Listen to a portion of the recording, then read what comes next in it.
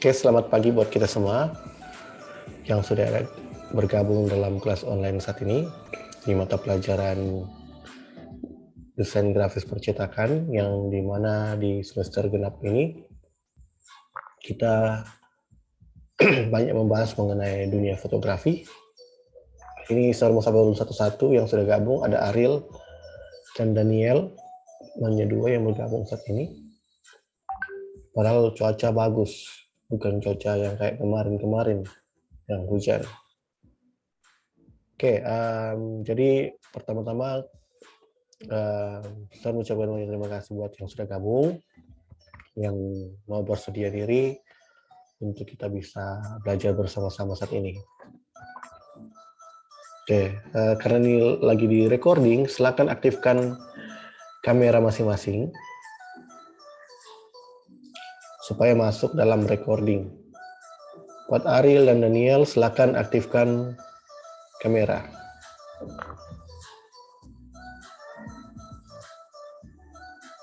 Halo, lagi di posisi ini?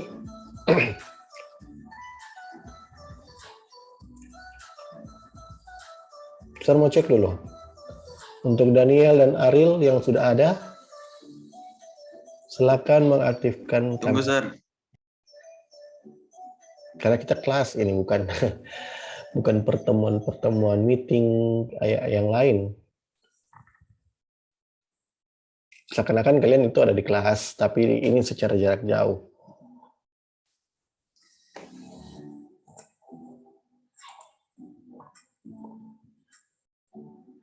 Oke, Ariel sudah. Daniel gimana? Apakah ada di posisi ini, di depan kamera, atau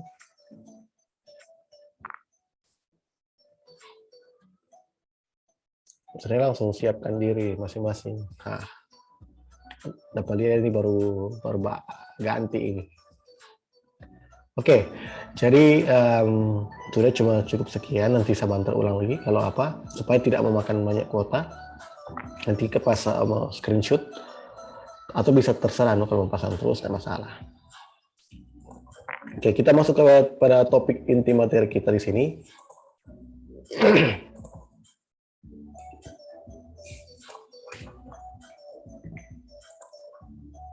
Mengenai tentang dasar-dasar kamera pencahayaan. Masih mengenai dengan dasar-dasar kamera. Sebelumnya kita sudah membahas, dan mungkin pertemuan sebelumnya ada video yang saya pernah rekam yang lalu. Jadi setiap apa yang saya rekam juga ini mungkin bisa bermanfaat ke depan, ketika mungkin kalian ingin melihat ke depan. Ini banyak saya ambil dengan suatu artikel-artikel dari Canon, karena pengguna Canon itu paling banyak. Kenapa pengguna Canon paling banyak? Karena dia mudah dioperasikan dengan dibandingkan merek-merek kamera yang lain. Meskipun nanti ketika kalian PKL pasti akan berhadapan dengan merek lain. Tapi yang jelas hampir mirip-mirip sih semuanya. Mungkin cuma fitur-fitur dan mungkin DP interface-nya, di dalam aplikasi atau sistemnya itu yang berbeda. Oke, dasar-dasar kamera tentang pencahayaan. Nah, kita sudah masuk di pencahayaan. Nah, jadi pencahayaan adalah faktor utama yang bisa membuat gambar yang bagus atau jelek. Sama juga dengan yang sudah saya sampaikan sebelumnya mengenai pencahayaan itu tuh, bukan pencahayaan sih, mengenai fotografi. Fotografi kan diambil dari kata dasar fotos dengan grapos tuh, masih ingat tuh? Grapos itu melukis, fotos itu cahaya. Jadi sangat berkaitan sekali dengan sebuah cahaya. Nah, jadi pencahayaan adalah satu faktor utama di sini. Memang tidak akan tercipta namanya fotografi kalau tidak ada cahaya. Jadi dia faktor paling utama di situ. Kamera, lensa, dan sebagainya, tripod, dan alat-alat pendukung yang lain itu cuma alat pembantu saja. Tapi kalau ada semua itu alat tapi tidak ada cahaya, percuma semua. Nah, yang membuat gambar yang bagus atau jelek. Jadi semua diciptakan oleh sebuah cahaya ini. Nah, mari kita jadi sini ada beberapa hal ini dari seorang Tomoki Suzuki itu. artikel ini. Nah, di sini digambarkan ada slower, ada fastest. Slower ini maksudnya shutter speed yang pelan. Shutter speed yang pelan, dan ini adalah shutter speed yang cepat, nilai shutter speed-nya. Baru di sebelah sini ada aperture, sama juga defocus atau open, baru close atau crisp and clear. Nah, maksudnya di sini ini bukaan yang besar, atau f2,8 atau buka atau defocus, dan f11 clear. Tidak ada namanya bokeh di sini. Lebih tertutup tapi tidak ada bokeh, clear. Nah, kalau yang di sini high risk of blurred shot dengan lower chance to blurred shot. Jadi ini sangat riskan sekali untuk terjadinya blur. Dan yang ini sangat rendah terjadinya sebuah blur. Oke, itu serasa so paham.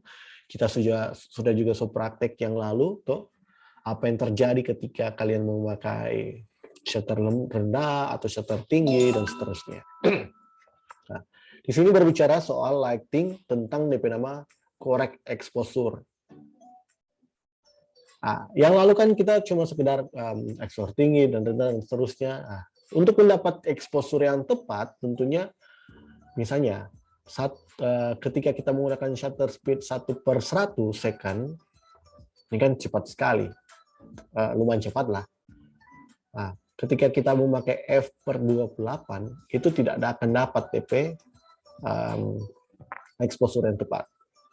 Yang akan terjadi mungkin seperti ini, gambar seperti ini. Nah, baru seperti apa ketika kita menggunakan shutter dan aperture ini untuk mendapatkan exposure yang tepat. Tentunya kita harus memakai shutter 1/100 untuk slow, dan kita harus menaikkan nilai aperture-nya atau diafragmanya supaya dapat yang pas. Karena hal yang terjadi kalau misalnya kita menggunakan 1/100, dua pakai aperture-nya f2,8, ini pasti akan overexposure, tuh, akan terang gitu. Nah, DP pas di sini. Nah, ketika kita geser ke berapa stop ini, ada perhitungan stopnya, berapa stop.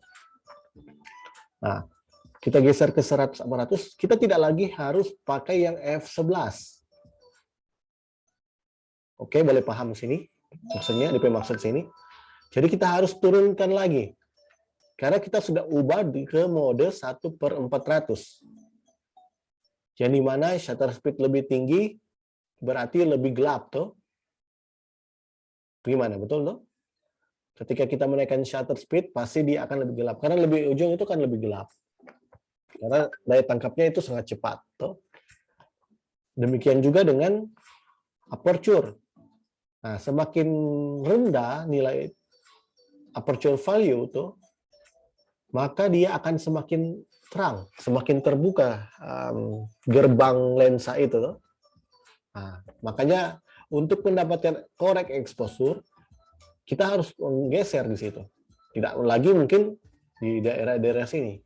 Nah, demikian juga seperti itu. Seterusnya dan seterusnya. Jadi untuk mendapatkan correct exposure, kita harus tahu bagaimana mengatur settingan aperture dengan shutter speed. Tentunya triangle exposure lah. Kembali ke triangle exposure. Ada ISO di sana. Tapi ISO itu nanti kurang bagaimana kita mengatur supaya dia optimal. Tuh. Disarankan memang menggunakan ISO yang sangat rendah. Tuh. Hal yang pertama yang kita harus lakukan adalah hal yang ini untuk dapat correct exposure. Kalaupun belum dapat, maka solusi lain adalah kita harus memanfaatkan ISO di situ. Harus memanfaatkan ISO. Oke, jadi Ini yang bisa disampaikan tentang exposure. Nah, exposure atau dalam kata hal ini adalah pencahayaan. Nah, dia mengacu kepada kecerahan dalam gambar sebagaimana ditentukan oleh interaksi antara aperture dan kecepatan rana atau shutter speed. Nah, ini yang perlu kita catat tentunya. Pertama, kamera dilengkapi dengan fungsi auto exposure. Setiap kamera ada ini. Nah, itu sudah ada di fitur masing-masing kamera, setiap merek ada. Nah, baru yang kedua, yang kita perlu garis bawahi di sini, kita mengacu kepada kecerahan yang dihitung dan ditetapkan oleh kamera sebagai correct exposure atau pencahayaan yang tepat. Yang ketiga, jika pencahayaan yang tidak memuaskan, Anda bisa menggunakan exposure compensation, kompensasi pencahayaan. Nah, itu kalau di kamera, ada turpa garis di bawah itu, mungkin sebentar akan dijelaskan. Nanti kalau kalian sudah berhadapan langsung kamera, biasa ada correct exposure. Apakah orang mau saya tambah 2 atau tambah 1 exposure tuh plus 1 atau seterusnya atau cuma DPST-nya. Nah, jika masih belum bisa dapat, bisa atur di situ dulu sebelum langkah terakhir ini ISO. Jadi usahakan ISO itu adalah langkah paling terakhir untuk kita mengatur. Jangan langsung setting ISO tinggi kok orang belum setting di bagian lain. Jadi hal yang pertama yang kalian harus setting ketika memakai kamera, dua hal ini dulu, aperture dan shutter speed untuk mendapatkan correct exposure seperti ini.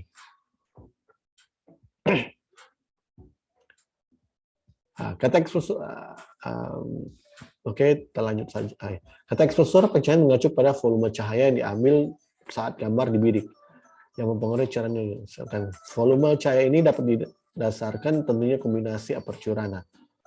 Oke, kita langsung lanjut saja atau ambil hal-hal yang penting.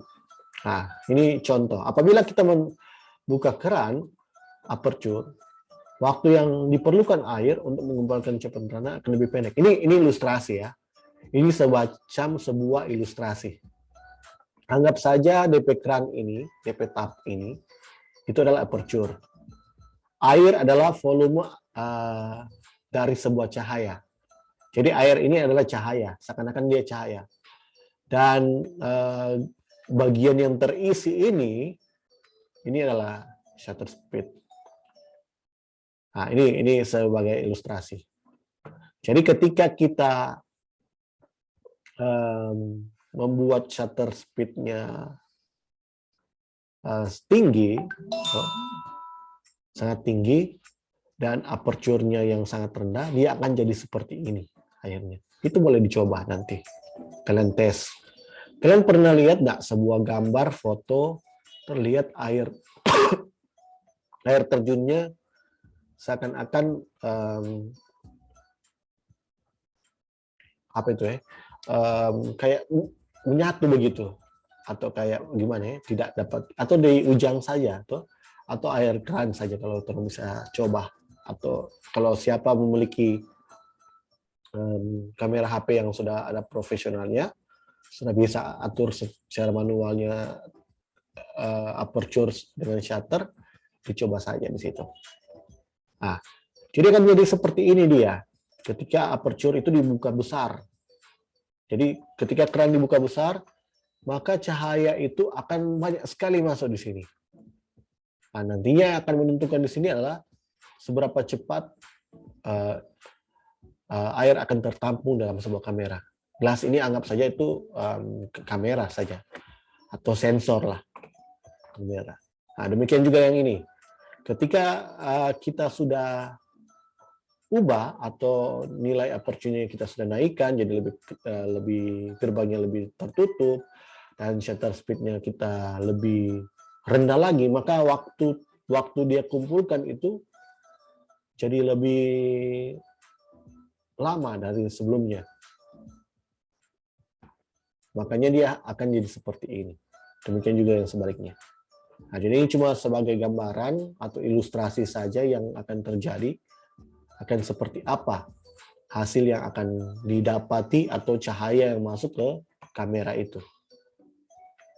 Nah, apabila keran aperture dibuka menjadi banyak cara. Nah, jadi seperti itu, yang seperti gambar yang atas. Ini jadi jelaskan kembali. Nah, konsep pertama hasil pencahayaan dan interaksi aperture adalah kecepatan rana. Aperture lebih besar, f number kecil, maka kita harus kecepatan rana lebih pesat. Ini rumusnya ya. Ini rumus dari sebuah bagaimana kita bisa mendapat korek exposure yang tepat. Dan ketika aperture-nya lebih kecil atau f number lebih besar, f number di sini lebih besar maksudnya aperture-nya lebih kecil, lebih tertutup, jadi nilai number-nya itu lebih besar kan, f11 ke atau besar seterusnya. Nah, maka kita harus menambahkan kecepatan rana lebih lambat. Jadi ini satu rumus, bukan cuma matematika, ada rumus. Fotografi juga ada DP rumus. Maka ini kita perlu pahami dan kita mesti mendalami baik-baik. Supaya kalaupun, oke lah kalau kita fotografinya tidak memerlukan waktu yang sangat cepat, nggak masalah, mungkin atur itu tidak terlalu lama. Tapi kalau misalnya kita lagi ada di satu event, misalnya di wedding atau di acara tertentu, atau mungkin ya baru-baru saja server itu wedding, jadi mesti cepat di situ. Jadi kalau terlambat terlalu over, sebentar yang akan kelihatan tidak sesuai, yang tidak sesuai dengan apa yang orang harapkan tentunya hasil foto yang ada. Jadi kehilangan momen di situ. Kita akan kehilangan momen sebelum kita bisa mengatur exposure yang tepat. Makanya ketika kita sudah mengetahui rumus ini, kita sudah paham rumus ini, itu secara otomatis kita langsung tahu, oh kita harus ketika shutter speed kasih tinggi, berarti apa yang kita harus lakukan? Apa yang kita harus lakukan? Tahu enggak? Ketika shutter speed tinggi. Siapa bisa jawab?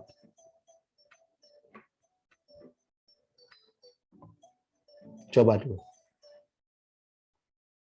Halo yang di rumah.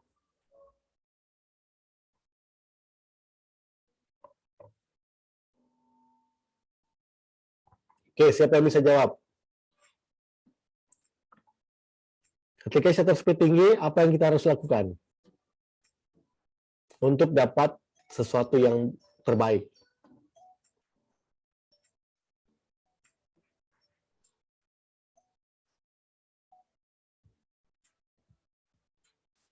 Sotasonos tuh sama ini. A few moments later.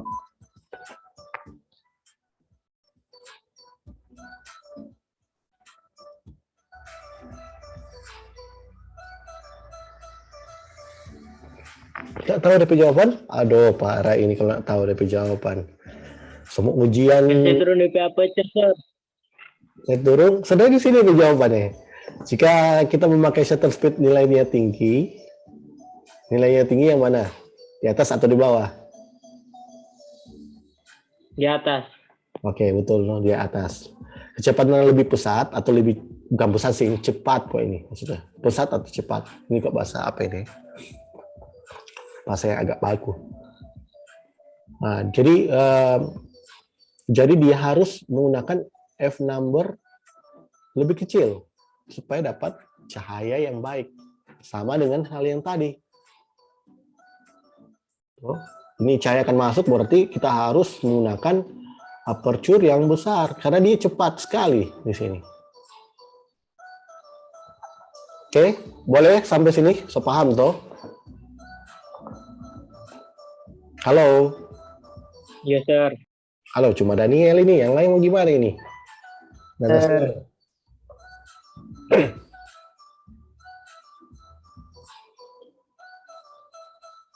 Natasha, Roman. Coba dulu yang bergabung, saya aktif dulu kamera. Saya mau lihat dulu. Ada di posisi enggak? Sir, tapi kamera Sir bermasalah, nak jadi. Kalau Richard, memang dari dulu bermasalah di kamera. Yang penting ayo, yang penting suara toh. Gitu, supaya dapat tahu ada di posisi enggak.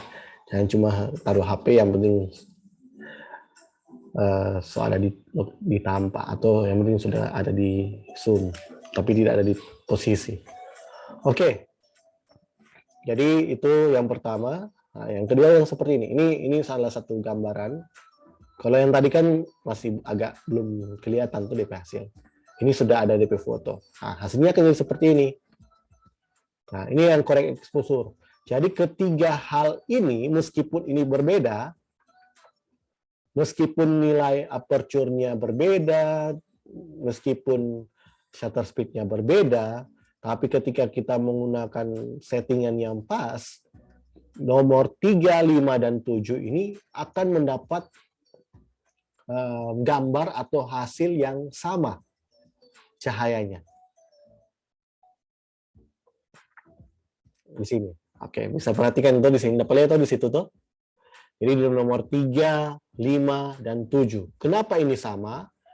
Karena pengaturannya di sini yang tepat. Oke, misalnya contoh begini. Kita ingin mengambil pergerakan orang. Contoh tuh, orang berjalan. Tentunya semakin tinggi shutter speed-nya, semakin freeze tuh. Orang berjalan itu semakin diam. Akan terlihat diam, tidak terlihat motion blur-nya di situ. Nah, tentunya kita harus, supaya dia dapat pencahayaan yang sama, kita harus menggunakan yang ini. Yang paling atas ini, di nomor 3. Kalau kita ingin mendapat sesuatu yang bokeh-bokeh, bukan bokeh, yang kalau bokeh yang ini sih, karena f2,8. Jadi semakin rendah akan semakin bokeh sih sebenarnya. Misalnya bagaimana ya untuk f11? Oh, kita ingin mendapat, karena ini landscape, hasil bokeh itu tidak akan kelihatan. Apa yang orang harus lakukan supaya dapat exposure yang tepat? Tentunya shutter speed orang saya turun, baru aperture-nya orang saya naik. Supaya setiap perbedaan ini akan kelihatan sama. Yang lainnya itu adalah under exposure dengan over exposure. Tuh di bagian sini. Oke, boleh paham tuh sampai sini tuh apa yang dimaksudkan dengan pembahasan kita? Boleh, Sir. Oke, boleh. Boleh, Sir. Nih, awas ya nanti kalau mau praktek kalau nggak tahu apa-apa. Ada, nanti kalau semua masuk ulang, mudah-mudahan selesai ujian, so boleh tatap muka lagi. Diharapkan sih seperti itu. Dan meskipun kalau orang nanti orang masih belum bisa tatap muka, tetap orang akan kasih jadwal untuk berkelompok di situ untuk kita bisa sama kakak-kakak kelas kalian lalu. Jadi cari satu model, kita pilih satu tampal dan foto orang tersebut. Mungkin boleh taruh di Instagram kalian. Yang Instagram pasar itu hasil dari praktek dari kakak kalian. Tapi yang saya ambil, maksudnya pada saat itu ada di situ juga. Sambil saya kumpul-kumpul koleksi portofolio. Oke, jadi seperti ini. Jadi 357 semua memiliki cara yang sama. Dan yang pertama dan 9 itu kurang cahaya dan berlebihan cahaya. Under exposure dan over exposure. Oke, berikut. Fungsi auto exposure. Nah, jadi auto exposure di sini atau bisa dikatakan AE di kamera kalian nanti. Ini biasanya dia secara otomatis. Tergantung seberapa canggih kamera yang kalian gunakan. Tentunya yang kamera-kamera yang entry level atau di bagian di bawah atau mungkin sistem chipnya masih kalau di Canon apa ya DP nama? So lupa DP nama itu. Ada DP chip itu. Jadi kalau serpunya tergolong karena masih belum lama keluar dan dia sudah memakai yang agak terbaru, jadi sudah sangat cepat juga DP proses pemprosesan itu.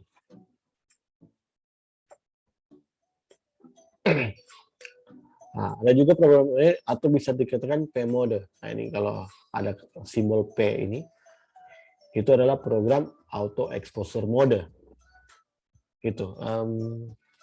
Nanti kita lihat nanti di saat kita praktek ada tuh roda di bagian atas, pilihan-pilihan, nah itu di situ. Baru ada shutter priority. Cuma kurang sih pakai itu karena lebih suka pakai manual supaya kita lebih cepat menguasai sih. Kalau kita kebanyakan terbiasa dengan menggunakan mode-mode seperti ini, sebenarnya itu cuma hal-hal yang kalau menurut saya sih ketika hal-hal yang urgent, tahu urgent, hal-hal yang mendadak yang memang butuh pengaturan yang agak cepat.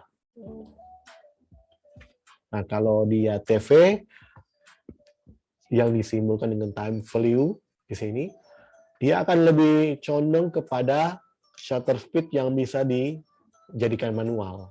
Yang lainnya itu akan terjadi otomatis. Baru ada AV, aperture priority, atau aperture value di sini. Oke, yang berikut. Nah, ini ada satu bagan tentang stop tadi.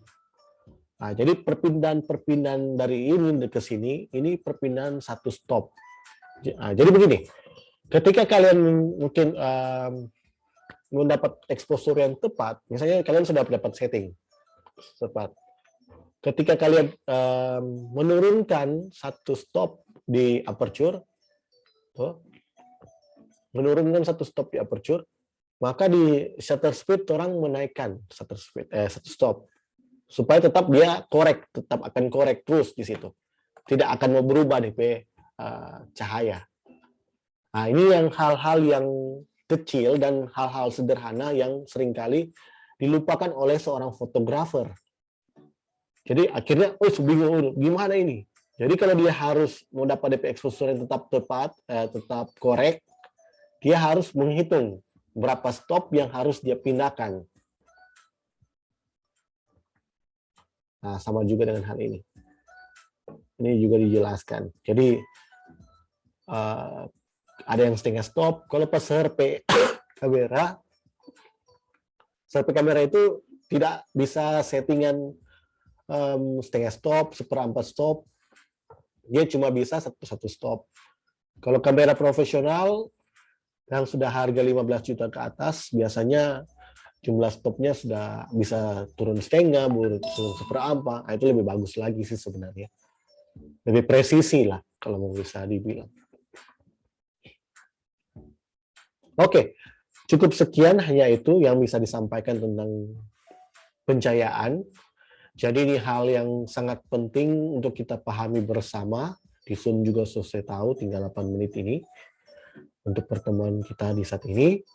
Harap bisa jadi catatan kalian untuk hari ini. Jangan lupa ini jadi catatan, nanti akan dimasukkan ke share.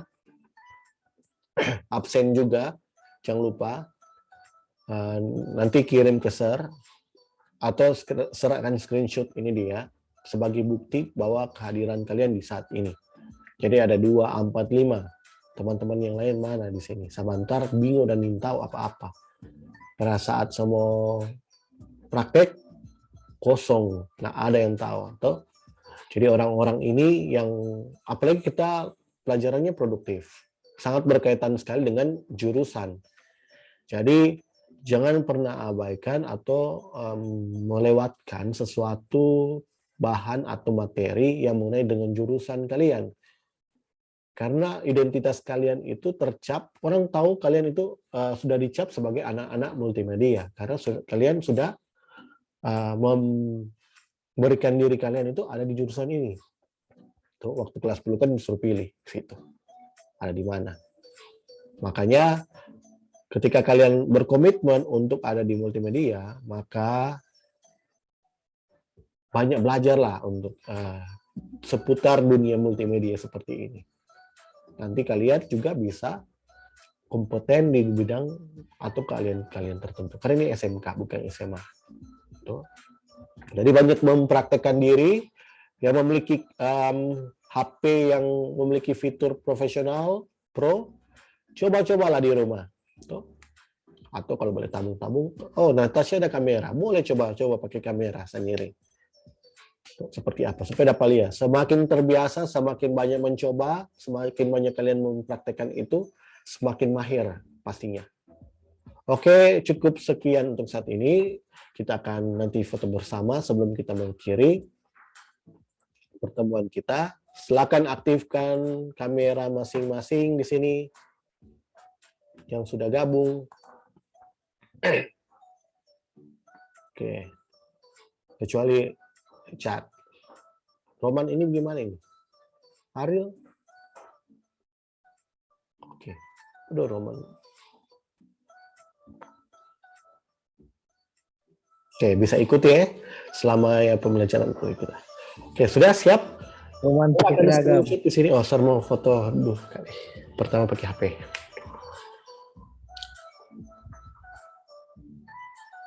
Itu pakai survei Roman pakai seragam. kelas online. Oke, nunduk kali foto ya. Ini yang pertama dulu. 3, 2. Oke. Hal yang kedua di sini, screenshot.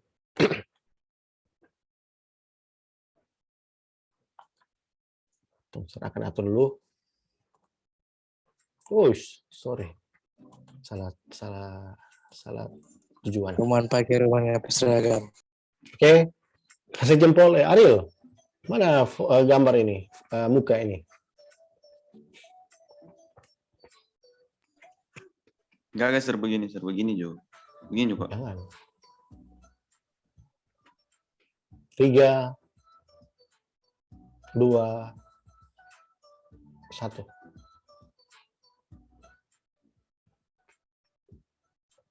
Oke, sekali lagi terima kasih untuk kesempatan saat ini. Jangan lupa kita akan bertemu lagi di pertemuan selanjutnya dan mempersiapkan diri kalian untuk bisa mengikuti ujian nanti.